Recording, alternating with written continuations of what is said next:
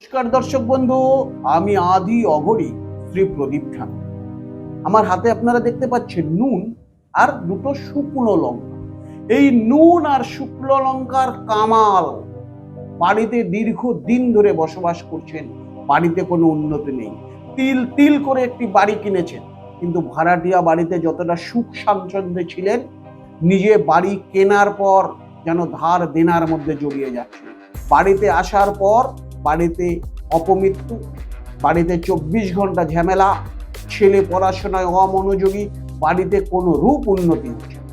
কি করবেন? যে কোনো চতুর্দশীতে একটু নুন এবং একটু শুকনো লঙ্কা নিন, এবং নুন আর শুকনো লঙ্কা দুটিকে একটি কর্পূরের দ্বারাই আপনাকে জ্বালাতে হবে। যে মন্ত্রটি আমি বলছি, এই মন্ত্রটি বলে, মন্ত্রটি খাতা পেন থেকে নোট করে নিন।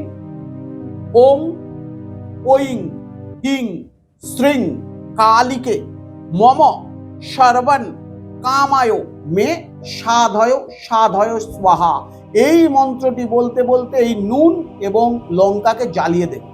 এর যে ছাইটা বেরোবে, এই ছাইটা দিয়ে আপনি যে বাড়িটি রেগুলার ঘর পোছেন, ওই ঘর পোছা জলের সঙ্গে অল্প অল্প করে মিশিয়ে পুছুন। শেষ হয়ে যাবে, আবার চতুর্দশীর দিন করবেন। কৃষ্ণপক্ষ শুক্লপক্ষ দুই পক্ষেই চতুর্দশী তিথির দিনে এই ক্রিয়াটি করা যাবে। করুন, অবশ্যই ওই বাড়িতে আপনার উন্নতি হবে, নেগেটিভ এনার্জি অবশ্যই দূর হবে। দর্শক বন্ধু, খুব জাগ্রত টোটকা, কামাখ্যা মায়াঙের টোটকা কিন্তু এটা। করুন, অবশ্যই উপকৃত হবেন। সুস্থ থাকুন, ভালো থাকুন।